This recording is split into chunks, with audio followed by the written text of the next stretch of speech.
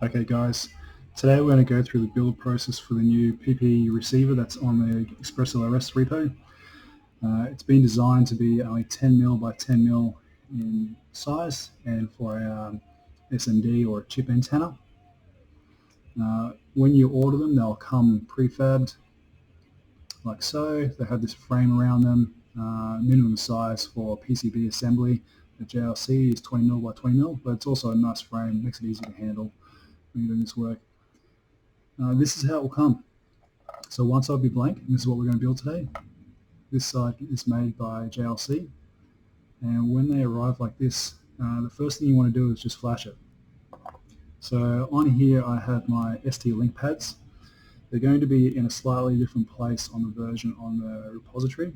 This one here was the first version, and they're a little bit small or annoying. So I have my data pad here. My clock pad is buried in there, which is really quite annoying. The one that's on the repo has been broken out over to where C is, and it's a bit bigger. And then you've got your ground, pin header, 5 volts, TX and RX. So you hook up your ground, 5, clock, and data lines. You should be able to flash this directly using platform IO, or use the ST-Link utility to flash the bootloader. Once the bootloader is on there, you can use the TX and RX pads to flash normally, or use pass-through on your flight controller. That's always a good check to do. I've done that already. You can see a little bit of solder on my pads. I also checked the flashing through the TX-RX using pass-through. Everything works fine. I ordered 10 of these. They all worked, no worries, flashed up fine with ST-Link, and they all worked with pass-through. So going to the other side, we now have only 5 components that need to go on. We have our crystal oscillator, the XO, the SX1280, RF filter, the chip antenna, and an LED. The other change you'll see compared to the version on the repository is I've made this LED, I've rotated around 9 degrees, but I've changed it from a 0402 size to a 0603. So that will make it a lot easier for you guys to build with, because a 0402 receiver LED is a real pain in the butt. You can also bodge on a UFL. So Spec in Discord did this, and I thought that's pretty cool. Gave it a test, works, no worries. Long term, I may eventually change these pads and remove the inner corners of the ground pads to give the antenna trace on the bottom of the UFL a bit more clearance.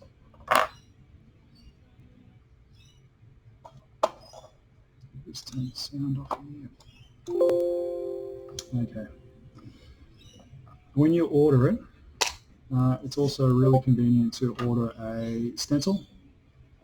While not 100% required, it will make life super easy. About 10 bucks. When you order it, make sure you only specify 100mm by 100mm size, so you don't end up with a whopping huge stencil. I've done that before. And then you can just squeegee on some solder paste. You could go through and pre-tin everything with solder, but this is much easier. So you can make jigs for this, make life lining them up. I'm not even in the right spot. I don't even have it rotate around the right way. There we go. Okay, that's better. For this, I'm just going to roughly get it lined up.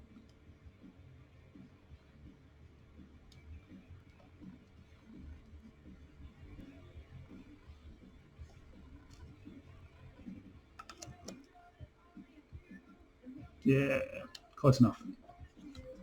Old credit card or whatever, push down, squeegee it across.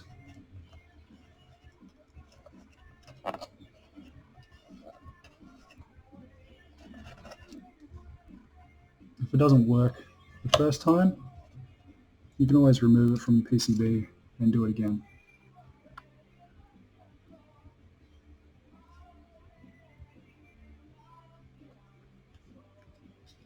It looks like I don't have great coverage on a couple of those pins, but we'll see how we go.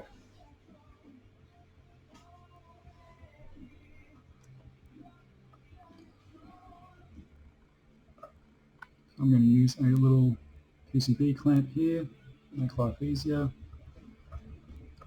going to get this in focus for you guys.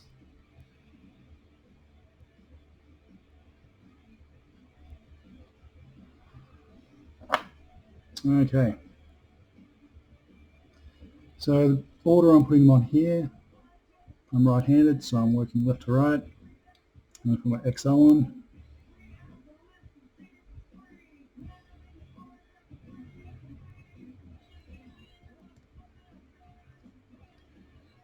And put my SX1280. Now the dot on the SX1280 will go on the top right-hand corner.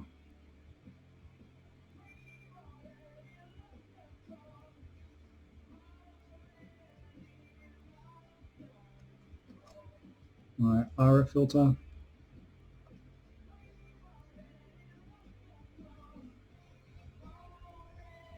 So the red dot on this goes to the left, towards the 1280. My LED, you're about to see just how small this is and a real pain in the butt. Check your orientation. I know the orientation of this LED. I've used it a few times. I have a cheat sheet on the Nano receiver page which shows me the way it should go. Okay, so I'm not going to put the chip antenna on yet. I'm going to save that until the end. And that's purely because after I've done the hot air, I may need to clean up the RF filter a little bit. So I'm going to try and move this over to the side. It's a little bit tricky to get to properly with the hot air.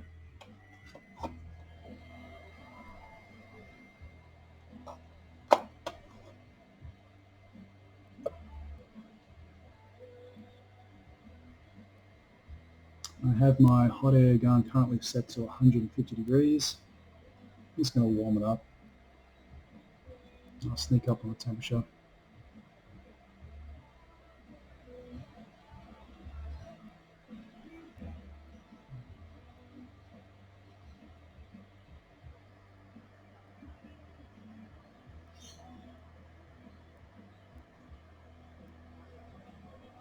I've got no nozzle on my hot air gun. I'm currently using a cheap 858 hot air station. It's about 50 bucks. It's paid for itself quite easily with just repair jobs. And I'm just going to go up to 250 degrees.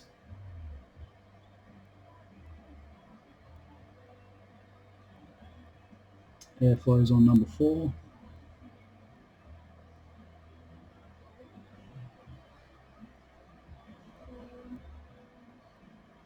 And go to 350 degrees.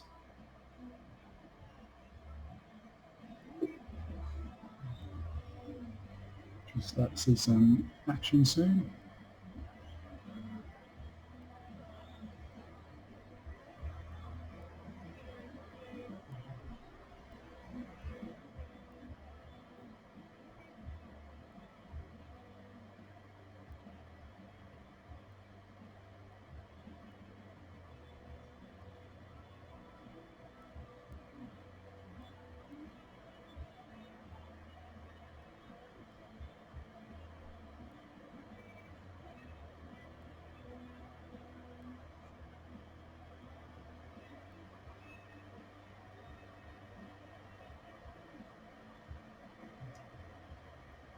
Hopefully you guys can still hear me over the fan. I'm going to give the XO a bit of a tap. Just make sure it's seated properly. Everything's really hot.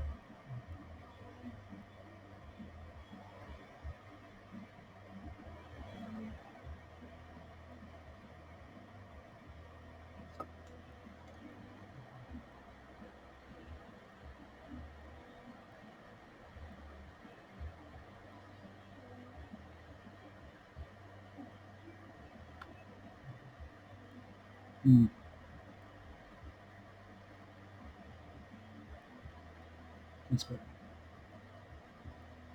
So you can see the 1280 sort of self-censoring there.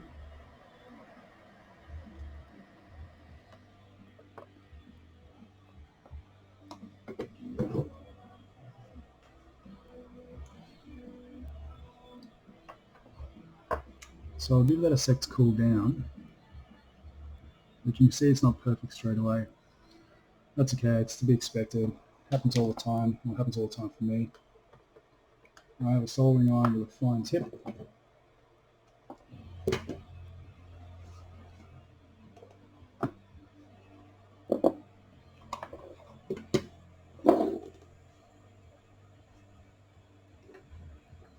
And all I'm going to do now is clean it up. So I'll try and do it under the camera. I've got some flux. I'm just going to squirt that around everywhere. Plenty of flux. Never hurt anyone.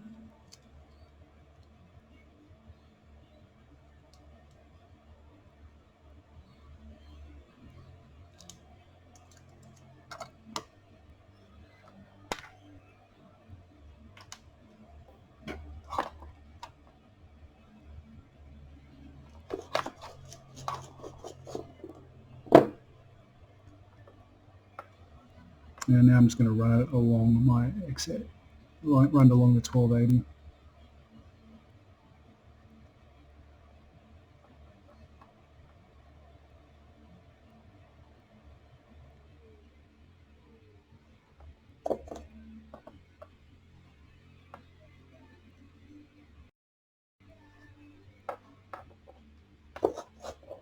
Make sure you remove the solder from the tip.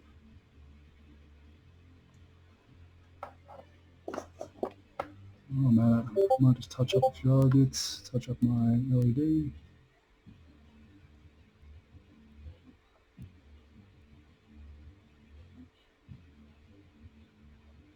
That's nearly it.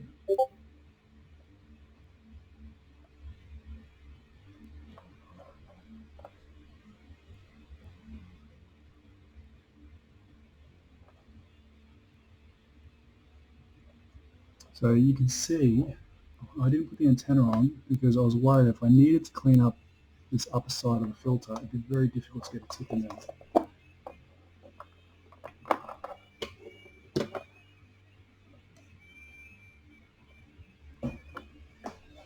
Okay, my next step is I'm going to give it a little bit clean with ethanol.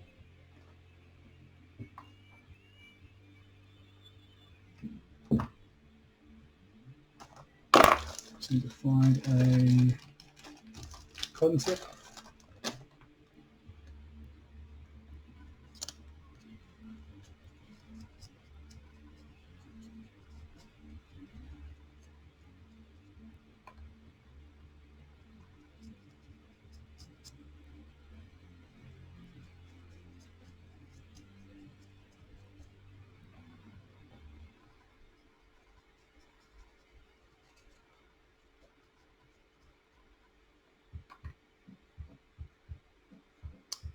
Before I move on, this is where a microscope comes in super handy.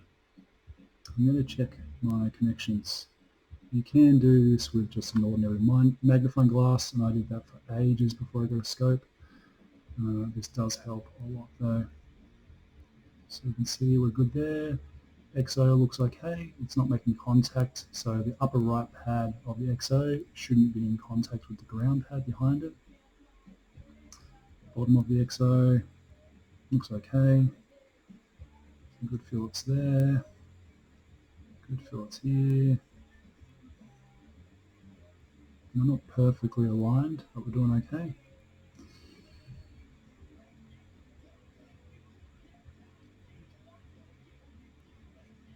Here we're looking okay. You can see those two that are connected, that's okay, they're both ground. These pads from upper to bottom go ground, ground, antenna, ground, ground, and chip select for the SPI connection. Check our RF filter. Ground in the middle is not connected to the input or output either side. And our LED looks on there fine. And I know this correct orientation because the larger green pad should go on the high side.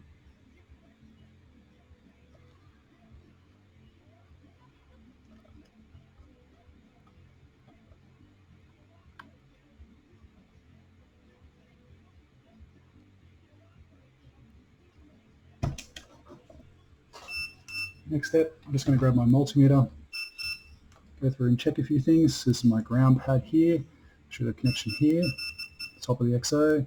These three pads should all be ground. This is your antenna, it should not be ground, connected to ground. We also want to check that the input of the RF filter is not connected to ground. And apart from that, we look like we're going to be okay. Where people do come into problems is if the ground pad under the 1280 has solenoids connected to the pins. I think I've only had that once out of all the receivers I've built. The solder mask in this one is a bit smaller to try and prevent that from happening. But if it does happen, more flux, more heat, good to go. Okay, final step.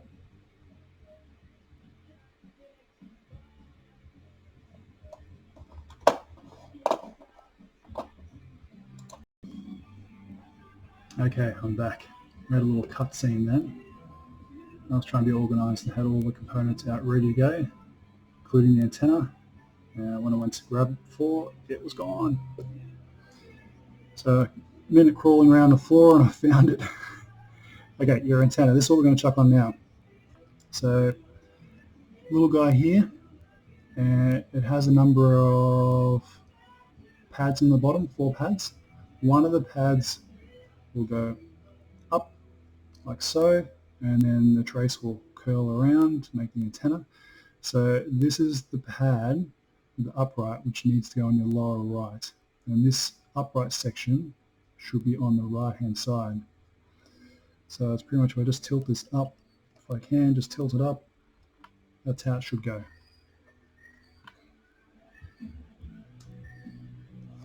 So my step here, I am going to add a little bit of flux and then hit it with hot air.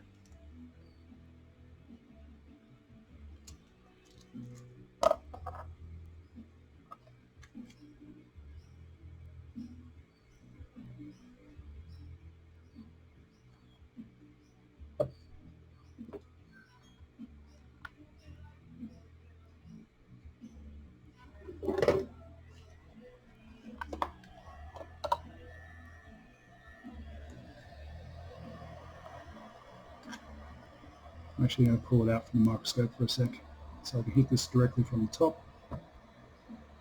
You guys can sort of see what I'm up to here.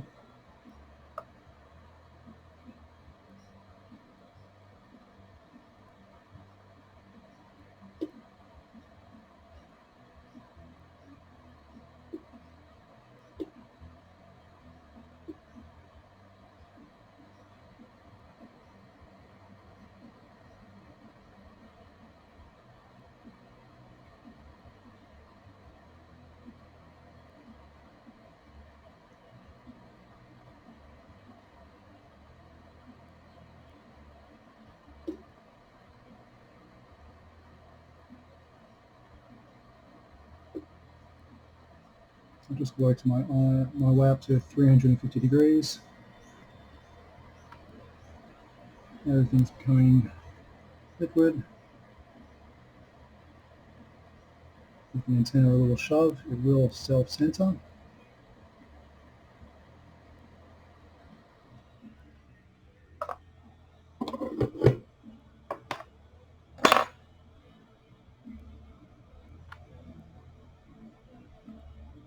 And a bit crooked, that'll do.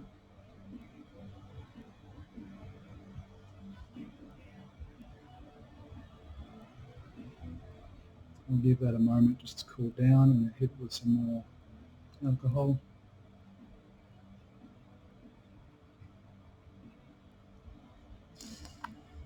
Oh, still very hot. There we go.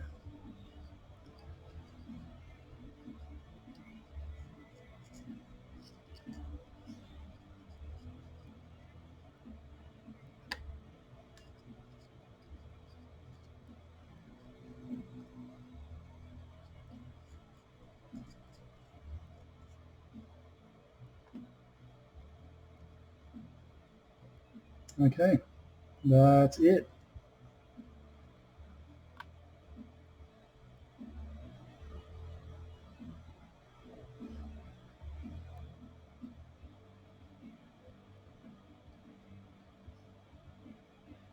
So we're doing a final check of our joints. Use your multimeter here. You can see how close that gap is, so that's why I put the antenna on last after checking the RF filter. Do the same checks again. Make sure your antenna, the output on the right hand side of the RF filter isn't grounded.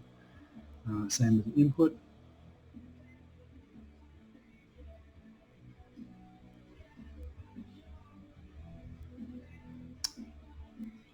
Plug it in and you should be good to go.